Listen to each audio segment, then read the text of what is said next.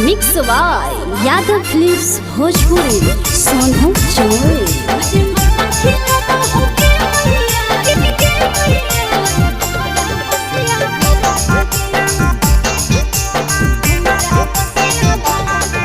कहलियो किला भर से सदिया कराई दे मनल ही नहीं बात गे। कहलियो किला भर से सदिया कराई दे मनल ही नहीं बात गे। रोज मर्दा खिला बहुगे मैया हमारा बसिया भात गे। रोज मर्दा खिला बहुगे मैया हमारा बसिया भात गे।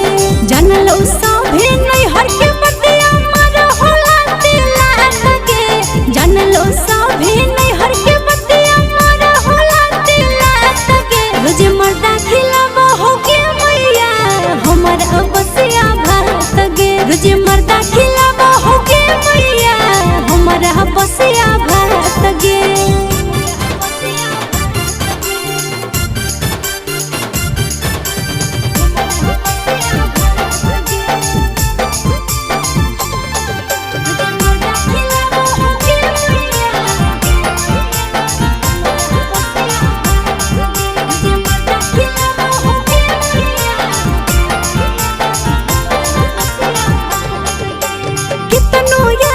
खाना बनैयो कहियो ने करो बड़ाइया।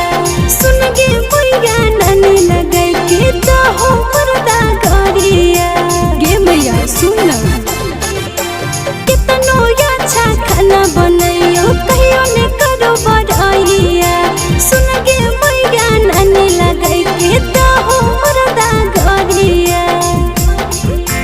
हमें कुछ बोलहियो त कहो तोरे देबो तोर हाथ गे। हमें कुछ बोलहियो त कहो तोरे देबो तोर हाथ गे। रोज खिलाबो होगे मैया हमारा बसिया भात गे। रोज खिलाबो होगे मैया हमारा बसिया भात गे।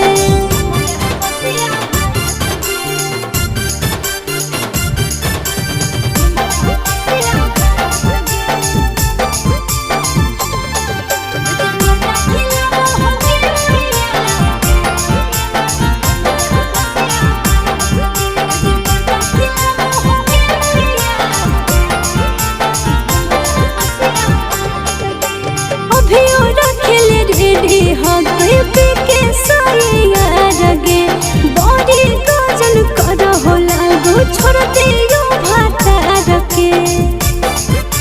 गे मैया अभी रखेले रेडी हो कोई नंदनैया रगे बड़ी गजल कर होला गो छोड़ दियो भाता रखे।